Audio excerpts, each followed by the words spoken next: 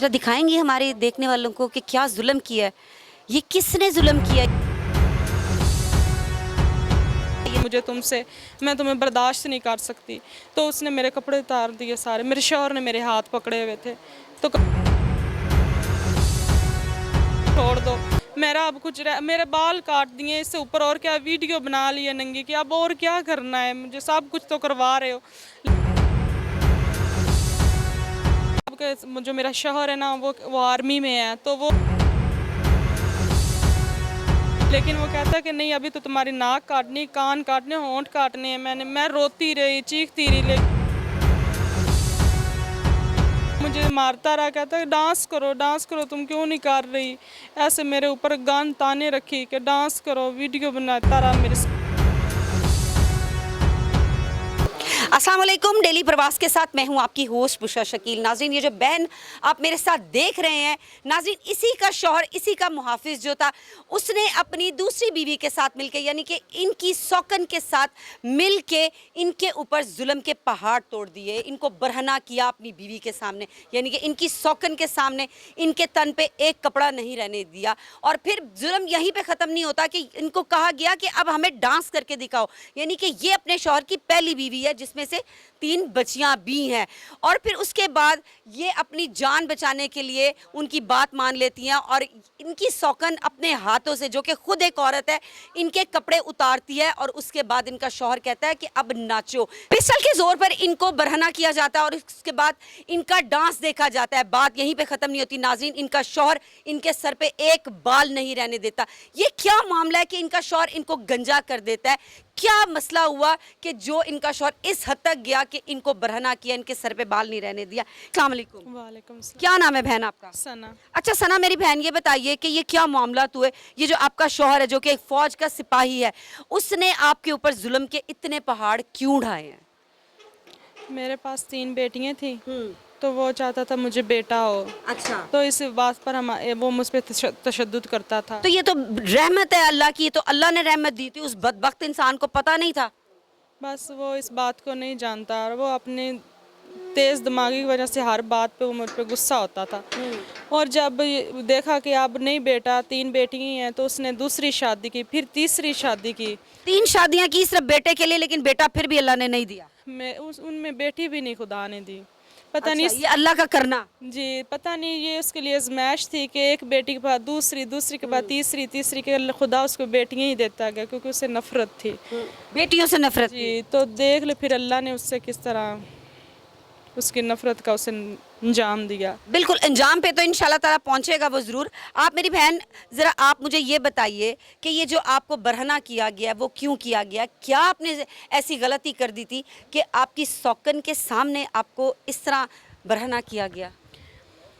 क्योंकि वो उसको खुश करना करना उसका एक, वो कहता था कि वो खुश होती है तुम्हारी तजलील देख के, तो मुझे उसे खुश करना है, क्योंकि वो मैं अच्छा, आपका शौहर चाहता था कि मैं अपनी जो दूसरी बीवी आपकी सौकन, उसको सिर्फ खुश रखूं? जी, क्योंकि वो मैं तो कुछ करती नहीं थी, मेरे पास तो पैसे वगैरह मैंने तो लेने ही होते थे ना। तो वो तो कमाती है, नर्स है, क्या कमाती है? सरकारी हॉस्पिटल में नर्स है। कौन सा हॉस्पिटल है, ज़रा बताएं किस हॉस्पिटल की वो नर्स है? जलालपुर भटियां सरकारी हॉस्पिटल की। अच्छा, तो वो उसकी सैलरी वगैरह होती थी, तो वो दोनों ऐशो इशरत की ज़िंदगी गुजार रहे थे। तो मैं और मेरी बेटियां हम उधर अपने ससुराल में होती थी, जिधर इसके वालिद और वालदा वगैरह रहते थे, तो वो अलहदा घर में होते थे। अपने हर चीज़ वो उठा के उधर हमारे पास तो मेहमानों की तरह आता था। अच्छा, बेटियों से प्यार नहीं था उसको? नहीं, उससे बेटियों से प्यार नहीं है। आपसे भी प्यार नहीं था? नहीं, मुझसे भी नहीं था तो ये सब कुछ हुआ है ना, होता तो शायद ना करता इस तरह मेरे साथ। अच्छा, आप बता रही थी कि ऑफ कैमरा जो है वो आपके शौहर ने आपके हाथ पकड़े और आपकी सौकन जो है उसने आपको बरहना किया, ये जरा क्या मामला था? मैं अपनी बेटी, इस छोटी बेटी को लेने गई हुई थी, जो ये मिलने उसे गई हुई थी अपने वालिद को। तो मैं, ये आपके वालदा का घर है जहाँ हम खड़े में? ये मेरी वालदा का घर है। मैं इधर अपनी अम्मी की इयादत के लिए आई थी। तो बोलता है कि मैं ड्यूटी से आया हूँ, बच्चे भेज दो, चलो मैं भी मिल लूँगा, कोई इनका मतलब चीज़ वगैरह ले दूँगा। तो बड़ी बेटियाँ नहीं जाती उसके पास, क्योंकि उनके सामने मुझे मारता है। अच्छा। तो ये छोटी बच्ची है ना, ये चली जाती है इसकी। बेटियां नफरत करती हैं। हाँ जी। तो ये जो छोटी बेटी है ना, इसे तो अभी पता नहीं, तो ये फिर पापा के पास चली जाती है। जैसे ही ये लेके जाता है 2-3 दिन बाद मैं फ़ोन करती कि बच्ची को वापस भेज दे, मैं इतने दिन नहीं रह सकती। कहते मेरे पास टाइम नहीं, तुम खुद ही आके ले जाओ बच्ची को। फिर आप जाती हैं उसके पास, उसके बहकावे में आ जाती हैं, आप चली जाती हैं बेटी को लेने, फिर उसके बाद क्या होता है? तो वो एक कमरे में मुझे बंद कर देते हैं, दोनों मियाँ बीवी, मेरी सौतन और मेरा शौहर।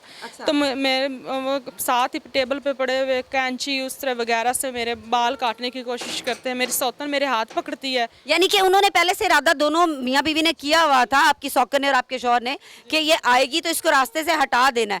इतनी जेलसी। बस देख लें, उसे इतनी जेलसी थी कि वो मेरे ऊपर आई थी सौतन बन के, मैं तो उसकी पहली बीवी थी ना। तो वो मेरे बच्चों से भी नफरत करती थी, मुझसे भी नफरत करती थी, मेरे शौहर को आने नहीं देती थी हमारे पास।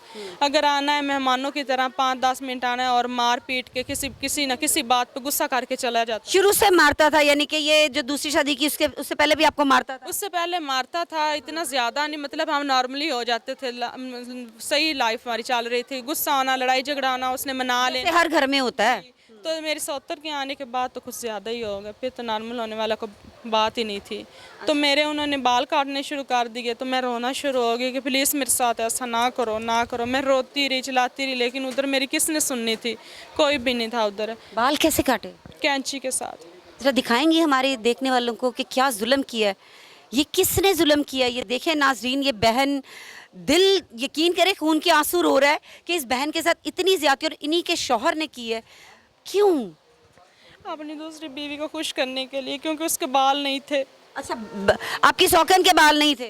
नहीं। तो उसको खुश करने के लिए उसने आपको भी गंजा कर दिया? जी। आपके बाल कितने लंबे थे? मेरे इतने इतने बाल थे, घने काले ब्लैक, इतने खूबसूरत थे, लेकिन उसे पसंद नहीं थे कि मैं ऐसे। आपकी सौकन को पसंद नहीं थे, शौहर को पसंद थे? जी जी, शौहर को पसंद। तो शौहर को अगर पसंद थे तो फिर वो कह नहीं सकता था कि नहीं ये मेरी पसंद है? वो उसकी हर बात मानता था। ऐसा क्या था उसमें? पता नहीं, वो एज में भी मुझसे ज़्यादा है। तो फिर पता नहीं क्या उसमें ऐसी बात है जो मेरे में नहीं है, और वो उसके साथ ज़्यादा खुश रहता है, क्योंकि उसके पास पैसे हैं, घर है, एसी है, सब चीज़ें हैं। मेरे पास बस 3 बेटियाँ हैं और एक कच्चा कमरा है मिट्टी का बना हुआ। मैं गुजारा कर रही हूँ अपनी बच्चियों की खातिर, फिर भी उससे नहीं कबूल। मेरे कपड़े उतारे थे। आपने कहा नहीं कि तुम एक औरत हो कि मेरे साथ क्या कर रही हो? बोला, मैंने कहा तुम तो औरत हो, तू तो औरत को दर्द समझती है, इस तरह क्यों कर रही हो? जब वो तो शौहर है, उसको गुस्सा होगा किसी ना किसी बात पे, या वो तुम्हारी बातों में लगा हुआ है, तू तो इसको इस तरह नहीं ना कह सकती। कहते मैं तुम्हें नफरत है मुझे तुमसे, मैं तुम्हें बर्दाश्त नहीं कर सकती। तो उसने मेरे कपड़े उतार दिए सारे। मेरे शौहर ने मेरे हाथ पकड़े हुए थे, तो कपड़े उतार के फिर उस बेगैरत को भी शर्म नहीं आई कि ये मेरी इज्जत है, मैं क्या कर रहा हूँ इसके साथ? जी देख ले, उसे नहीं शर्म आई कि मेरी इज्जत है, मेरा मुहाफ़िज़ था वो। उसे हर जगह हर मुश्किल में मेरा साथ देना, लेकिन वो ही मेरे लिए मुश्किलें क्रिएट करता है। क्या कहा? कपड़े उतारने के बाद उसने क्या किया? उसने वीडियो बनाना शुरू कर दी और मुझे मारता रहा, कहता है डांस करो, तुम क्यों नहीं कर रही? ऐसे मेरे ऊपर गान ताने रखी कि डांस करो, वीडियो बनाता रहा मेरे साथ। मेरी सौतन हंसती रही पास खड़ी होके, कहती बनाओ इसकी वीडियो। वो खुद भी एक औरत थी, लेकिन उसे तरस नहीं आया। मैंने बड़े वास्ते डाले, लेकिन मेरी किसी ने एक नहीं सुनी। अच्छा, फिर वहाँ से कैसे निकल के आई? अपनी जान कैसे बचाई? आप कह रही थी कि वो नाक भी आपको काटने लगे थे और आपको मारने लगे थे। जी, मेरी नाक भी काटने, मेरे होंठ वगैरह। वो कहता तुम्हें मैंने माशरे में निकलने के लिए नहीं छोड़ना। तुम बस ये कोने में पड़ी ही रहा करो बस। जबकि काम तो उसके ऐसे नहीं है कि वो मुआशरे में इज्जत की जिंदगी गुजार सके। तो मैंने मिन्नतें की, तरले किए कि प्लीज़, मैंने अपनी सौतन के वास्ते डाले, अगर तुम्हें वो पसंद है तो उसकी खातिर मुझे छोड़ दो। मेरा अब कुछ मेरे बाल काट दिए, इससे ऊपर और क्या वीडियो बना ली है नंगी की, अब और क्या करना है मुझे? सब कुछ तो करवा रहे हो। लेकिन वो कहता है कि नहीं, अभी तो तुम्हारी नाक काटनी, कान काटने, होंठ काटने हैं। मैं रोती रही, चीखती रही, लेकिन मेरी उधर किसी ने ना सुनी। अचानक से किसी ने दरवाजे पर दस्तक दी और मेरी जान वहाँ से बची। अच्छा, फिर आपने शोर किया? जी, मैंने शोर किया और उस आदमी ने आके फिर मुझे बचाया उधर से, जो मेरे शौहर का दोस्त था, उसने मुझे बचाया उससे। फिर आप भाग गई वहाँ से? नहीं, उन्होंने मुझे वहाँ कैद रखा, पूरे 1.5 माह कैद रखा। तो फिर 1.5 महीने बाद आप कैसे अपनी वालदा के पास पहुंचे? वो अचानक से इसके घर वाले किसी फौत पे चले गए, तो मैं उधर जब बाहर निकली तो मैंने देखा मेरी नंद जो है ना वो नहीं है इधर घर में, वो कहीं कमरे में टीवी देख रही है या जिधर भी थी मैंने वल्ला उसे देखा ही नहीं। जैसे देखा कि दरवाज़ा खुला है बस अब निकलना है, तो मेरे पास 2 बड़ी बच्चियाँ थी, छोटी बच्ची उसके पास थी, तो मैं उन 2 बड़ी बच्चियों को लेकर वहाँ से दौड़ आई इधर अपने भाई के घर, अपनी जान बचा के। अल्लाह का शुक्र है मैं वहाँ से बच। अच्छा, आपकी एफआईआर हुई है, एफआईआर के अंदर जो है वो इस तरह की कुछ चीज़ नहीं है कि आपके शौहर को कोई सज़ा मिल सके, या उस औरत का जिक्र नहीं है कुछ इस तरह का कि उसने आपके कपड़े उतरवाए हैं और या उन्होंने आपको गंजा किया, आपके बाल उतरवाए हैं? ये क्या मामला था, ये उन्होंने क्यों किया? वो SHO साहब के जो मेरा शौहर है ना वो आर्मी में है, तो वो उन्होंने पता नहीं क्या किया, एक दूसरे के साथ ऐसा क्या उनका था, दोस्त थे या जो भी थे, उन्होंने मेरी बात ही नहीं सुनी।